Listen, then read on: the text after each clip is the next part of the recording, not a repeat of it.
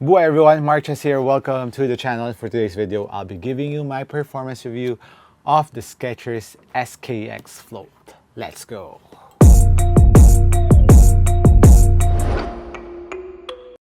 The SKX FLOAT is actually what I'm calling the big brother of the Skechers Rest Grip, which because I think this is built more like for the big players or the centers, the forwards, and the Rest Grip is built for the smaller guards, the shiftier guards. So that's why I'm calling it the big brother of the Rest Grip. And as for the tech of these two, is kind of different. So let's talk about first the upper before we go to the other parts of the sneaker.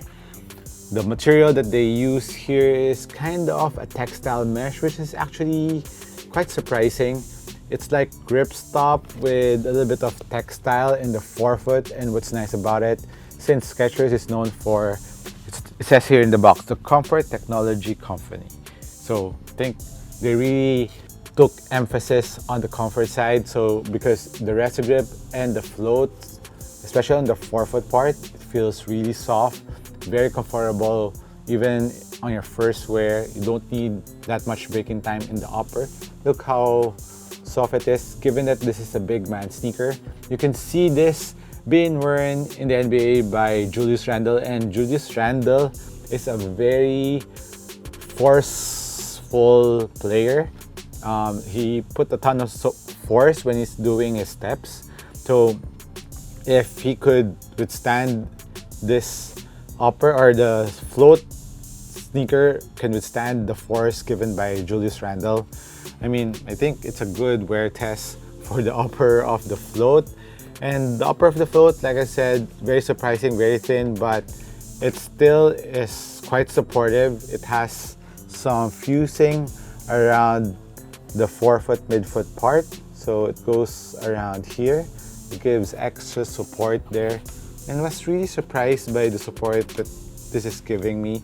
But I like the support that the Rest Grip gives a bit because it has the two straps here. I wish that they added some straps in the forefoot, but this one is actually, I think, more wide footer friendly because of how wide it is in the forefoot of the sneaker, and there's a lot of space there.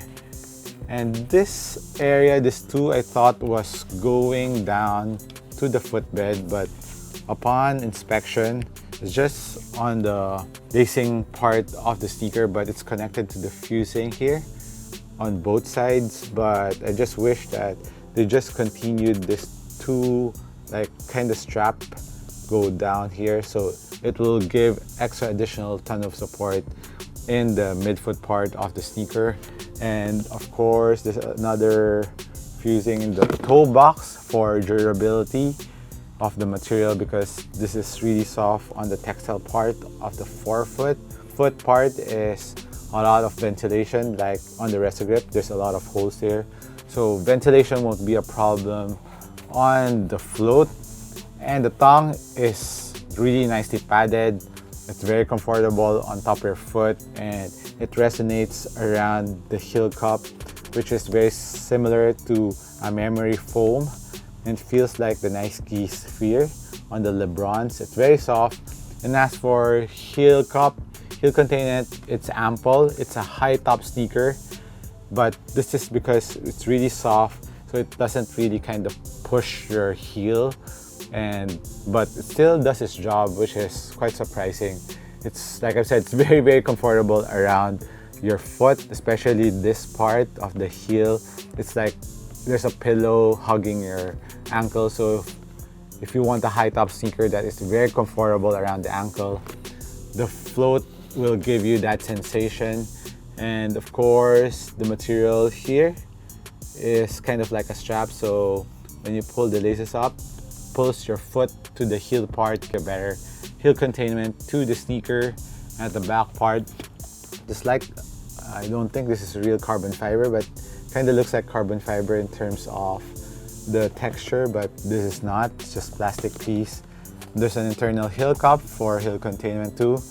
And for ankle protection, I would say it's good, because I just wish that they added a bit more pillow below around here so that it's really compact, or it's really snug, because I have a regular foot. But if you're a wide foot, I think you would like this because there's enough space for your wide heel on the float. So I think this is built more for wide footers, in my opinion. Correct me if I'm wrong if you've tested this. If you're a wide footer, let me know your thoughts are.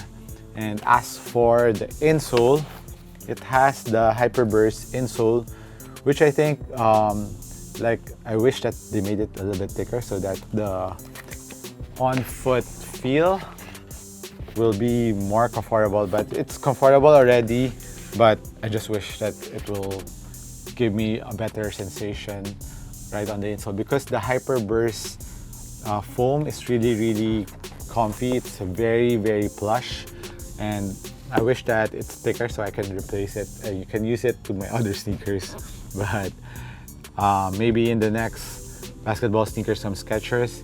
And now, speaking of cushion, let's go to the cushion, which is the Skechers Hyperburst. So the Hyperburst of the float is kind of different to the Rest Grip, which is the Hyperburst Pro. The Hyperburst Pro is a little bit more dense, so it kind of has a bit more bounce back. And as for the Hyperburst regular, it is really plush. You can see it peeking through here, and when I'm pressing it, it's really soft on the middle side, but on the lateral side, it's locked, so it will have more support when you're stepping laterally, so you won't sprain your ankle. So it's just seen here on the middle part and around the midfoot, and when you're touching it, it's really soft. And that's the sensation when you're playing with this.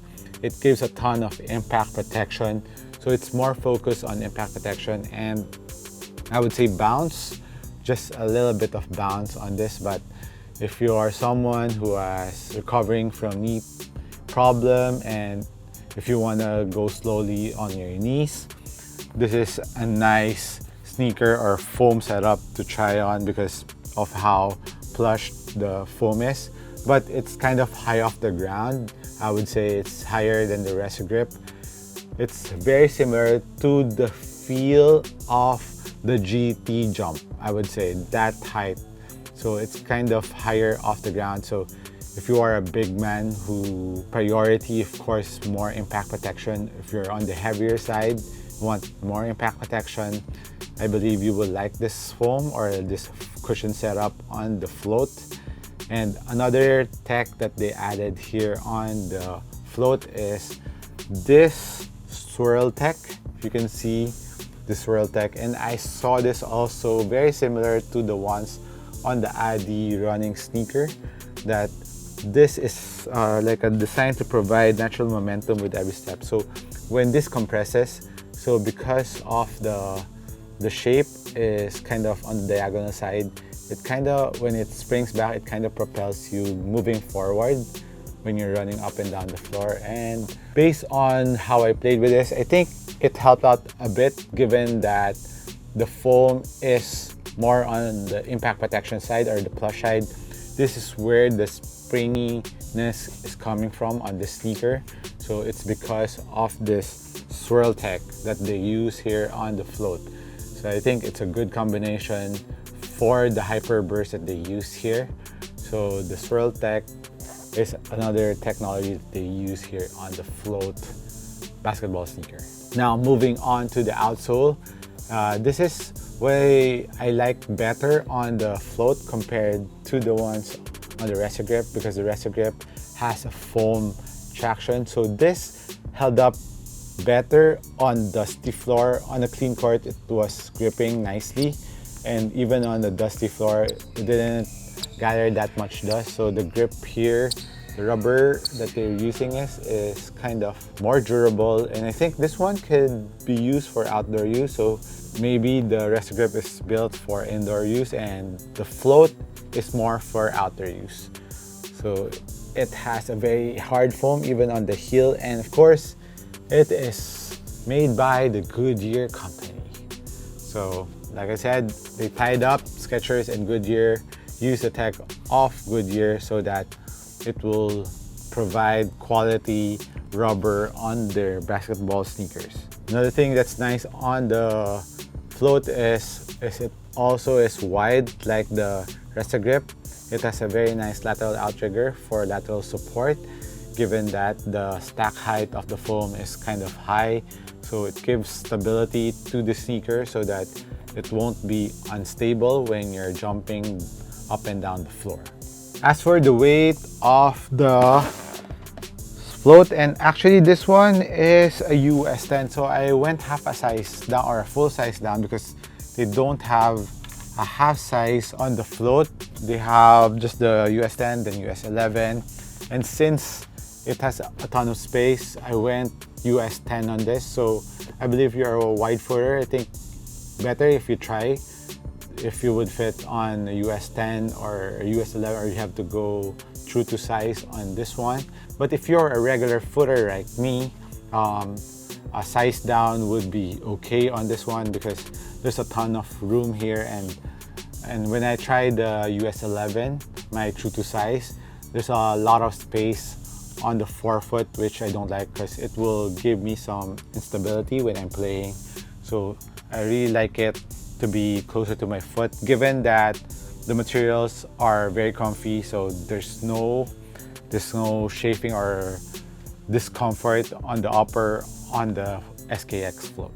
The SKX Float is priced at also $160, same with the Resta Grip. So pretty expensive, so that's around 8,900 pesos. So let me know what your thoughts are on the SKX Float. Do you like this or do you like the Resta Grip better? Have you played with them? Let me know what you think on the comments down below. This has been MARKCHES. Once again, thank you for dropping by this channel. I'll catch you in the next one. Cheers.